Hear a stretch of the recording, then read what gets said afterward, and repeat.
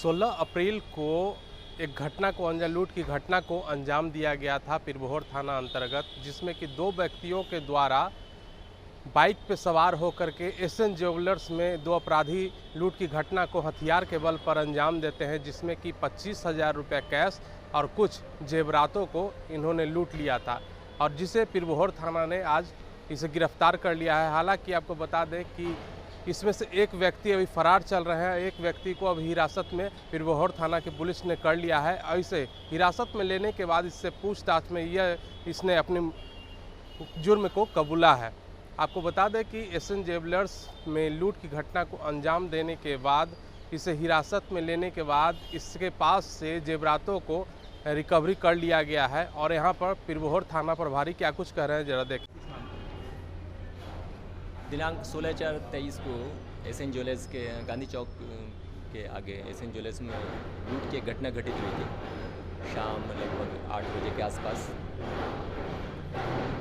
उसी लूट के मामले में इस आदमी को पुलिस रिमांड पे लिया गया है। ये पहले से शराब के केस में जेल में बंद है और इसके विरुद्ध जो है मतलब इस दौरान जब लूट कर चुका उसके बाद ये शराब के मामले में जेल में गया था और इसी बीच ये साक्ष्य आ चुका था इसके विरुद्ध पूरी तरह से कि इसने ही लूट की घटना अपने एक मित्र के साथ मिलकर कारित की है।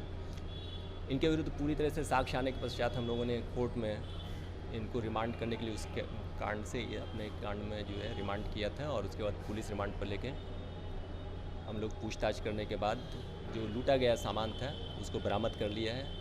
ये किराए के मकान में लोहा के पुल के पास रहता था, उसी लोहा के पुल के किराए के मोहल्ले में जो है किराए के मकान से लूटा गया जितना भी जेवर था वो बरामद हो चुका है। कब लूट की घटना हुई थी और क्या बरामद? 16 अप्रैल को लूट की घटना हुई थी।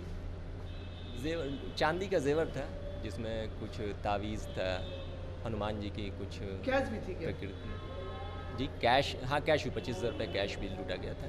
ये नशे की हालत में अपने एक मित्र के साथ जो है कैजुअली लूट करते हुए निकल गया था। बहुत योजनाबद्ध तरीके से इसने लूट नहीं की थी। असल में एक साक्ष्य जो हम लोगों के काम आ गया वो ये था कि इसने लूट करने से पहले कहीं पे मारपीट कर लिया था।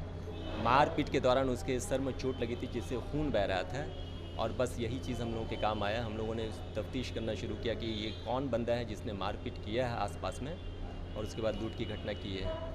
तफ्तीश करते करते बात हम लोगों को पता चल गई कि कहाँ पे मारपीट हुई थी। नहर पर साईं मंदिर के पास इसने मार किया और उसके बाद यहाँ आके घटना किया। इसका खून बनाई जो है ज़ख्म जो है इसका हम लोगों के लिए साक्ष्य के रूप में एक काम की चीज़ हो गई। सर कहाँ से गिरफ्तारी हुई है सर?